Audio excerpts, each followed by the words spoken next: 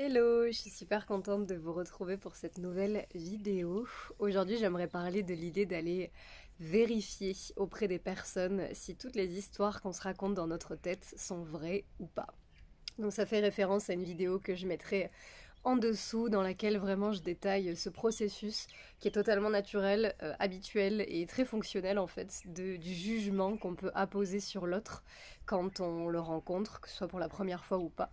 Mais au moment où on rentre en contact avec l'extérieur, notre cerveau il crée des scénarios en fait.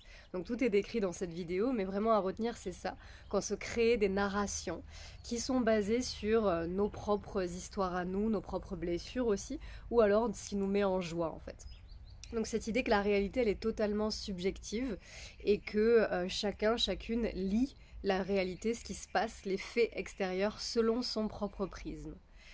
Et ça, dans les relations interpersonnelles avec d'autres personnes, ça peut amener à pas mal de confusion, voire des conflits, des non-dits, parce que, en fait, on se raconte des choses sur les autres qui sont pas toujours vraies pour elles, en fait. Donc, exemple type, si je suis en train de parler, ça c'est quelque chose qui peut m'arriver assez souvent, si je suis en train de parler et que la personne en face de moi, elle me regarde et puis elle fait comme ça. Alors moi, en l'espace d'une seconde, dans ma tête, je me dis, ah ça y est, je la fais chier, ce que je raconte, ça l'intéresse pas un brin, elle s'ennuie totalement, c'est nul ce que je dis, enfin, il y a tout un truc qui part là de le petit hamster là dans ma tête qui se dit que ce que je raconte c'est pas important et que c'est en train de l'agacer en fait cette personne. Ça parle de moi finalement. Ça me dit, en fait, j'ai l'impression que c'est mes croyances en fait qui me sont renvoyées comme un miroir, comme si l'autre personne me posait un miroir devant en mode alors, qu'est-ce que tu penses quand je fais ça? Quand je respire, tout simplement, qu'est-ce que ça te fait en fait? Moi à l'intérieur, c'est ça que je me raconte. Peut-être ça fera écho pour toi, ça résonnera. En tout cas, ça me renvoie à cette peur de pas être assez intelligente, de pas être pertinente, de trop parler ou de parler trop vite, ou peu importe finalement toutes les croyances assez négatives et péjoratives, jugeantes, ou toutes les ombres que j'ai en moi et que j'ai pas encore intégrées, accueillies et pleinement aimées finalement, et elles me sont renvoyées par l'impression que l'autre me juge en fait. Mais ça c'est ma version des faits, c'est ce que je me raconte à moi. Et une superbe pratique qu'on a pratiquée là avec les formateurs de CNV, de communication non violente, lors de ma formation de médiation de conflit, c'était justement de se poser face à quelqu'un et dès qu'on repérait on va dire une manifestation physique dans le corps de l'autre, de lui dire ah tiens, quand tu te grattes là, je me raconte qu'il y a quelque chose qui te démange. Est-ce que c'est ça? Ah tiens, quand tu respires fort, je m'imagine que t'es mal à l'aise. Est-ce que c'est ça? Et peut-être que parfois c'est vrai, hein, peut-être qu'il y a parfois des moments où c'est tout à fait aligné et c'est ce que vit l'autre aussi. Mais il y a d'autres moments où peut-être la personne, quand je lui dis mais quand tu respires fort comme ça alors que je te parle, je suis en train de m'imaginer un truc genre catastrophe, que en fait t'es pressé et que t'oses pas me dire que t'as un train à prendre et qu'en fait je t'ennuie et que t'oses pas me le dire. Est-ce que c'est ça? Peut-être que la personne elle va me dire en fait ouais là je suis un peu speed mais en même temps j'adore ce que tu me dis et je suis un peu inconfortable. Pourquoi pas? À moi de voir ce que je réponds. Ou peut-être que la personne elle va me dire ah mais non pas du tout Elisa, j'adore ce que tu me dis et en fait ça me fait tellement soulager en fait que tu parles de ça que ça me donne envie de respirer quoi. Ou alors, non mais en ce moment je suis en apnée la plupart du temps parce que je suis très stressée. Du coup dès que j'ai l'occasion que je me sens suffisamment posée et en sécurité, dès que j'ai l'occasion de respirer je le fais. Et tout ça pour te montrer qu'en fait les versions elles peuvent être totalement différentes, parfois se rencontrer aussi, hein. Il y a peut-être une part de ressemblance dans ce que tu imagines et ce que vit l'autre, mais parfois il y a vraiment des surprises et c'est parfois vraiment l'inverse. Et il me semble que j'ai déjà donné cet exemple dans une autre vidéo, mais imagine t'es en train de marcher dans la rue et tu croises quelqu'un que tu connais, tu lui fais un signe et cette personne te répond pas. Alors là, dans ta tête, il peut y avoir plein de pensées, quoi, plein d'histoires, plein d'images, genre elle m'a vu, elle a fait exprès de m'ignorer, ou alors peut-être pour ça qu'elle me répond plus depuis un moment, peut-être qu'elle veut plus me parler, ou alors non mais elle a quoi celle-là, enfin peu importe ce que tu te racontes en fait, peu importe.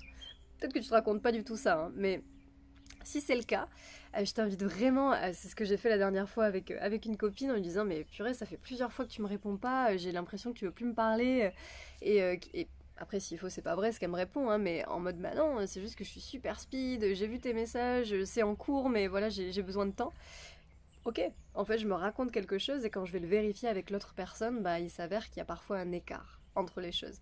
Et dans cet exemple de la personne qui te répond pas dans la rue, bah peut-être que s'il faut, elle a juste pas mis ses lentilles, que tu savais même pas qu'elle avait des lentilles, et qu'elle t'a même pas capté. Ou qu'elle était dans ses pensées et qu'elle a regardé ailleurs, mais elle était pas là du tout présente dans son corps, en fait. On ne peut pas savoir, en vrai. Moi, j'ai la croyance que je ne sais pas ce que vivent les autres, ce qui se vivent pour eux ou pour elles.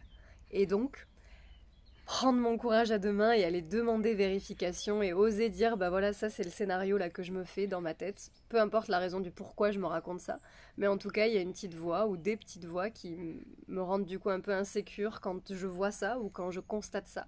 Mais ça c'est ma lecture de la situation en fait, c'est ma vision à moi. Est-ce que tu serais ok de me dire comment tu le vis toi en fait, parce que j'ai pas envie de me faire des montagnes d'une situation qui s'il faut n'est pas du tout vécue de la même manière. Et ça peut être quelque chose d'extrêmement utile quand les relations sont importantes pour nous, en fait. Quand c'est des gens dans la rue qui te disent, bon putain, celui-là encore, il me juge, quel con. Peu importe, en fait. Finalement, c'est pas très agréable. Mais j'ai envie de dire, pour moi, c'est moins prioritaire parce que cette personne, je la recroiserai peut-être jamais. Et que c'est voilà, un maillon dans une chaîne infinie de gens que je croise dans la vie. Mais les relations qui sont vraiment chères à mon cœur et que j'ai envie d'entretenir, j'ai vraiment plus envie là d'avoir des non-dits et des sortes de scénarios, des trucs où je me monte la tête contre eux ou contre elles, ou contre moi-même, avoir l'impression de gêner ou de... J'ai envie que ce soit vrai, en fait, que ce soit authentique et clair.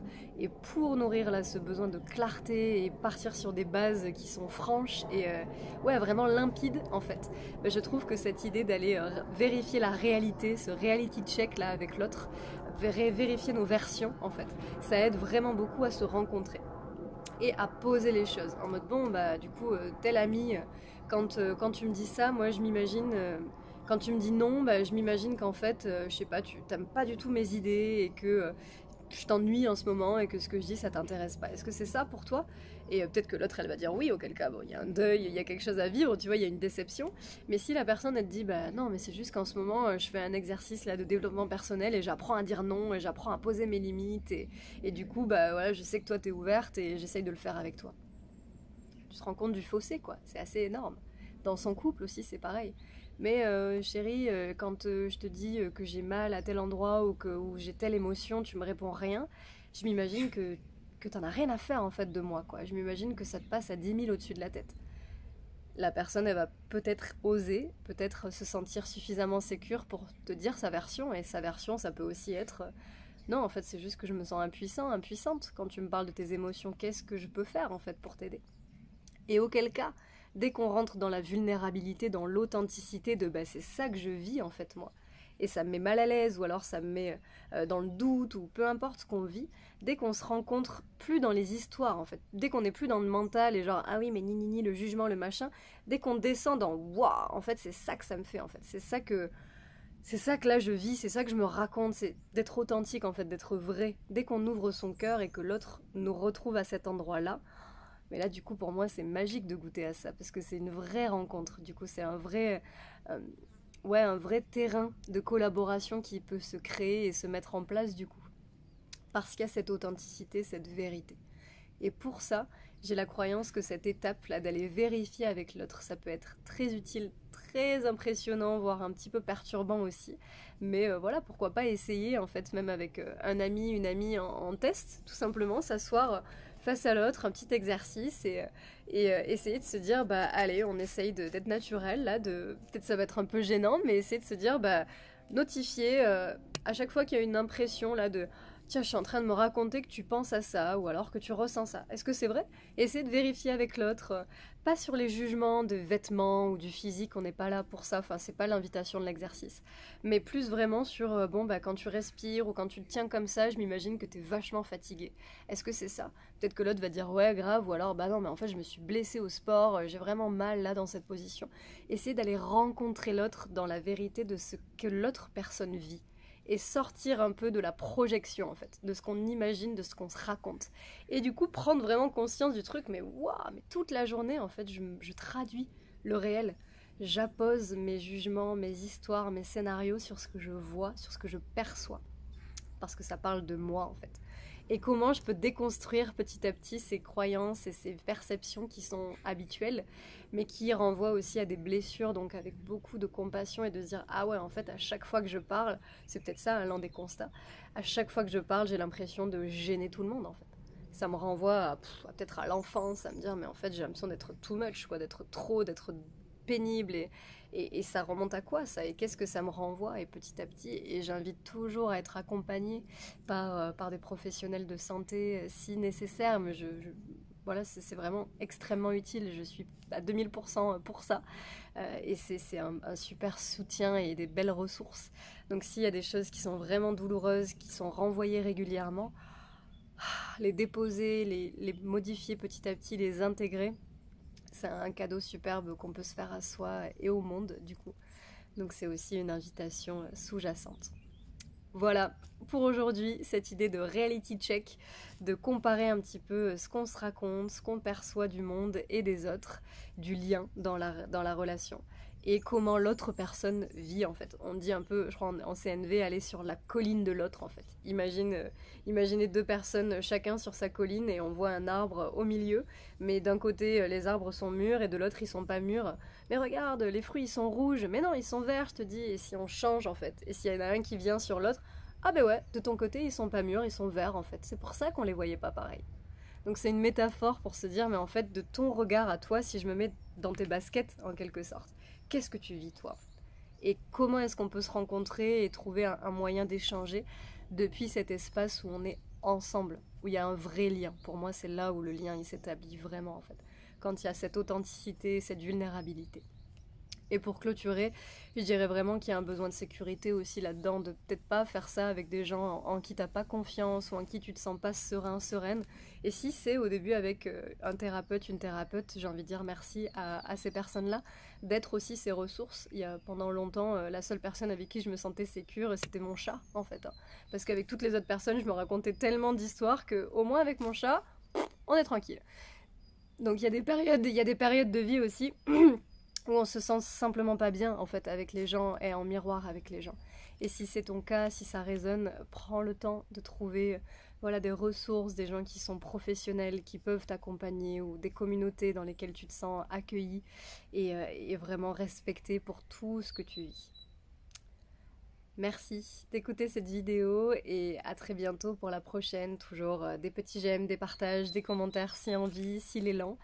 Et voilà, à la prochaine pour encore de nouvelles sagesses et de nouvelles pensées du quotidien que j'ai vraiment beaucoup de plaisir à partager avec vous. Salut!